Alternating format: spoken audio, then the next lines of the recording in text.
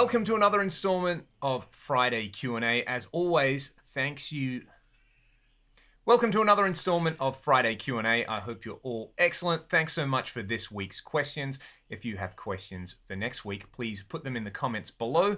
If you want to support the channel, you can sign up to become a patron, or you can buy some of my band's music. That is all linked below. You can also get a Weird Guitar Person t-shirt from our Teespring store, which is again linked in the video description. Anyway, I'm Leon. That's what my shirt says, if you can see that. And I don't know if wearing a white shirt was a good idea for this video, but here we are. I've got my 77 Strat with Sir Michael Landau pickups in it. This was recently refretted with stainless wire by Tim at MT Guitars, and he did a pretty great job. So thank you, Tim, and to people who always ask about the pickups in this guitar. They're the Sir MLs. They sound fantastic. This first question comes from Dan Thrax. How is the band going? Well, it all kind of correlates with how your part of the world is going with COVID-19, I guess. So Western Australia has done a very good job at reducing community transmission. I don't think we've had any community transmission for over 130, 140 days or something like that. So things are kind of normal here at the moment. We do have a couple of shows lined up over the next few months. We will be out in Kalgoorlie at the end of November, and then we'll be at Indie Bar in Perth on December 4th, if there's any Perthians watching and they want to come and catch a Ragdoll show. Other than that, we're just kind of focusing on, staying safe and healthy and all those kind of things. It's hard to think about, things like touring or even traveling interstate at the moment. So yeah, I'm just doing my normal thing, playing a whole bunch of guitar at home and writing and doing some intermittent gigs. So yeah, we're all just really lucky to be here where we are. And Dan Thrax also mentioned the Ragdoll song Heaven Above. I'll do a little noodle around on the end section for that one, but thanks for all the kind things that you said about that. That was and remains one of my favorite Ragdoll songs. It took me about 2 years to write that song, and I was really stoked with the way it came out. We don't play it live that much, but I always feel like we should kind of dust it off and play it live. So you never know, maybe at the next show we'll do Heaven Above. Alrighty. This one comes from Betters. This is about Ryan's bass rig. If you don't know Ryan, the one and only amazing singing mouth, Ryan Rafferty, also plays bass and sings in Ragdoll. So we have a preset on the SFX 3 which can run guitar and bass, which we use when we use the SFX 3 live. But since I've been using the FM3 live, Ryan's gone back to using his Sans amp. And the bass tone in the SFX 3 preset we had was a tone match of his Sans amp anyway. So that works really well. If we do take the axe, it's like one less thing for him to take and think about. If we don't, then I take the FM3 and it's a little less for me, and he can still take his tiny little Sans amp that he's been using for like 8 or 9 years. And it sounds fantastic, just like this guitar.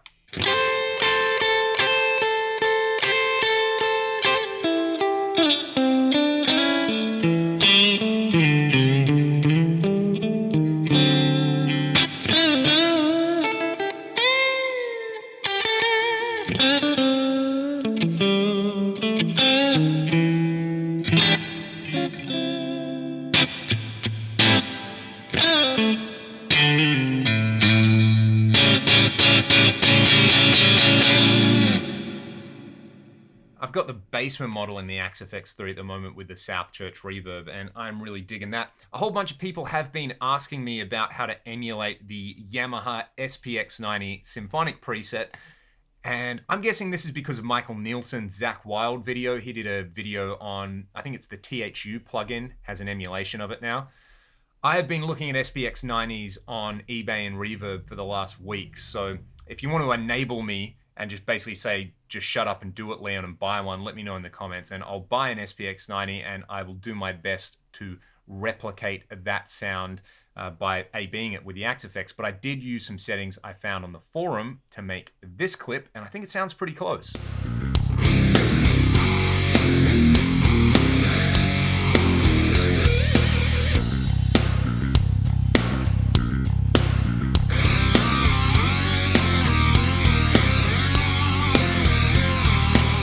This question comes from Aegiris. I'm guessing that's how you say it. It's kind of spelt like Aegean, like the Aegean Sea. What do I think about 7-string guitars? I like 7-string guitars. but I don't own one. And I've been thinking recently that I should probably buy one. So that is something that I have been thinking about. One of my students, shout out to Kevin, has an amazing John Petrucci Music Man 7-string that he uses in some of his lessons, and that has got me gassing hard for one of those. But if anyone has any particular suggestions, again, let me know in the comments. This question, do I like the darkness, came up at a pretty good point because I was listening to some of the darkness this week.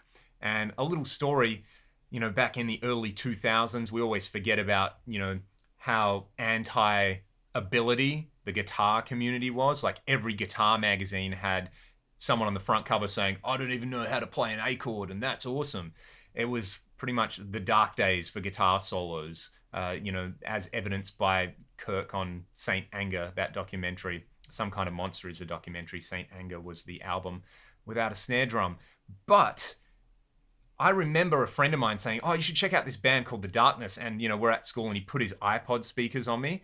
And I heard a guitar solo and I immediately loved it. And Permission to Land is still one of my favorite albums ever. I've seen them live a couple of times and super duper fun. They're a pretty good live band. I love that Justin basically fronts and plays lead guitar. He hardly plays any rhythm guitar at gigs.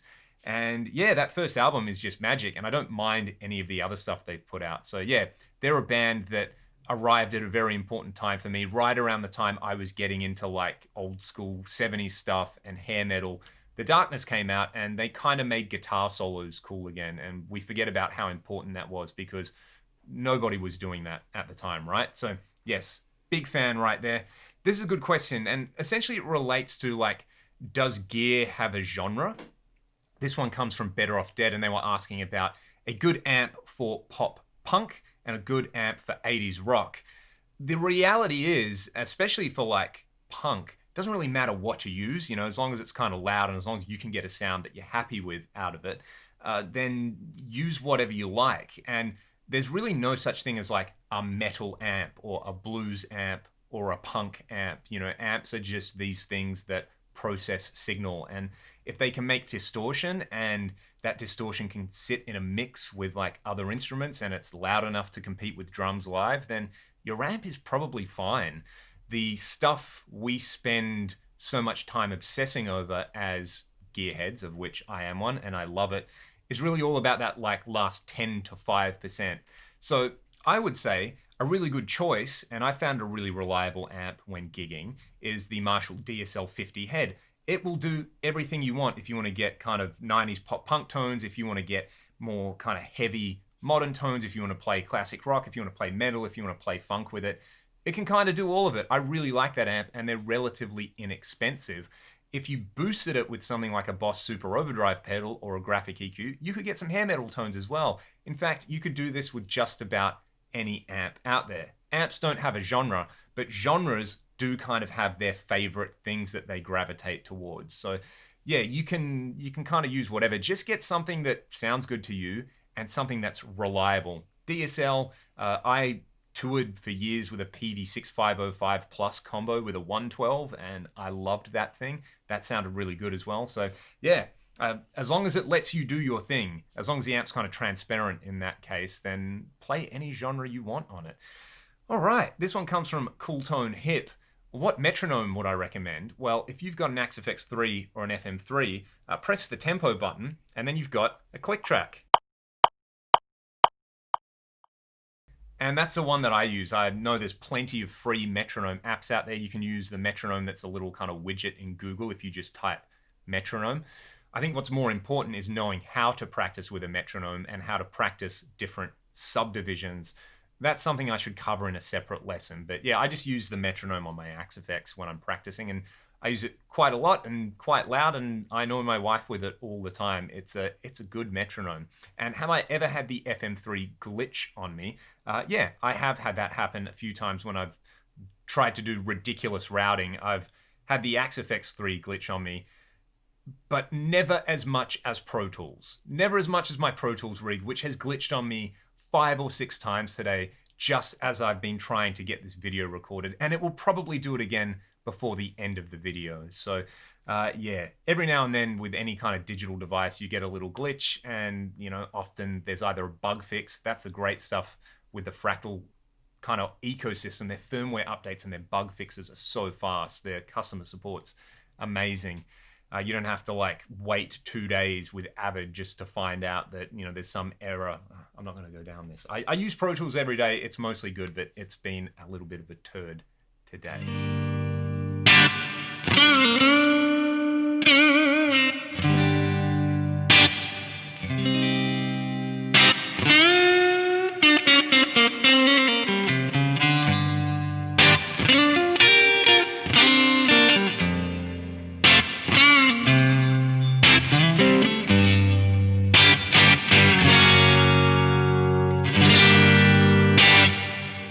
Alrighty, this next question comes from Nubosaurus Rex. Amazing name, by the way. That really makes me chuckle every time I read that one. My favorite local music store.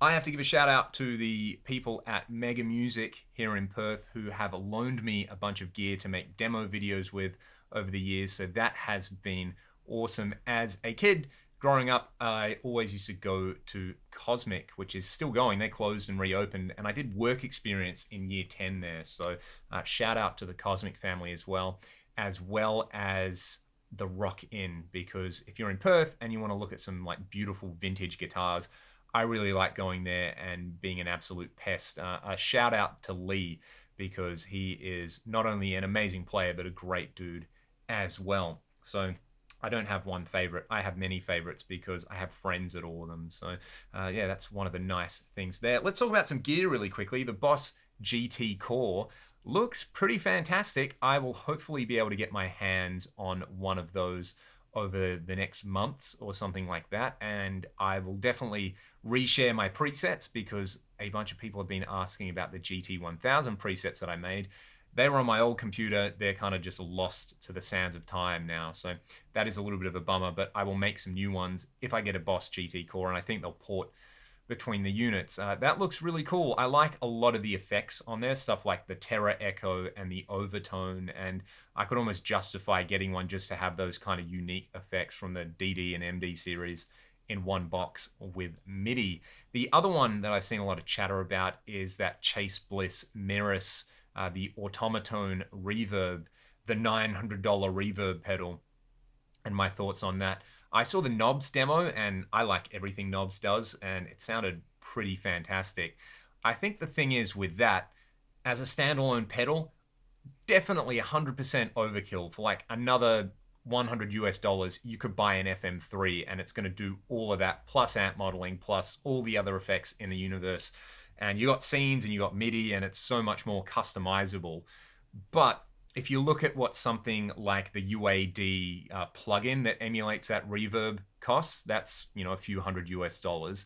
And then good luck trying to find a vintage version of that particular reverb. You're looking at thousands, if not tens of thousands of dollars for a good condition one. So yeah, I guess as a value prospect, it's a funny one.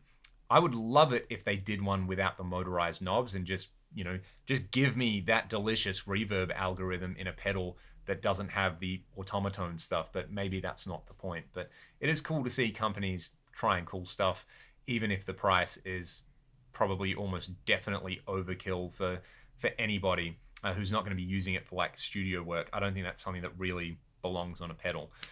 Anyway, there's my rant about that. The other one was the Strymon Night Sky. Hopefully I'll be able to get my hands on one of those over the coming months as well and do some demos with it, because it looks really fun. And I love the idea of a step sequencer in, to me, what sounds like a granular reverb. I got the Poly Digit, which does some similar stuff.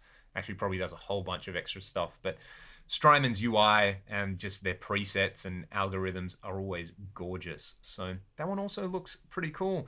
Let's see, have I missed any questions? I'm going to have a quick read of the list I always write while I just kind of noodle on some guitar.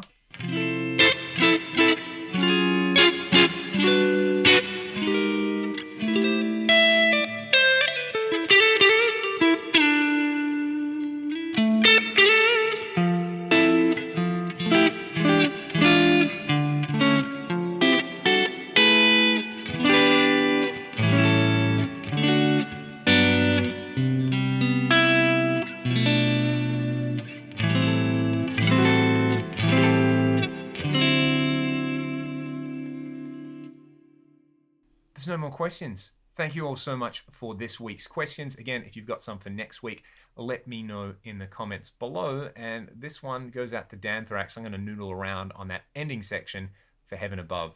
See you all next week.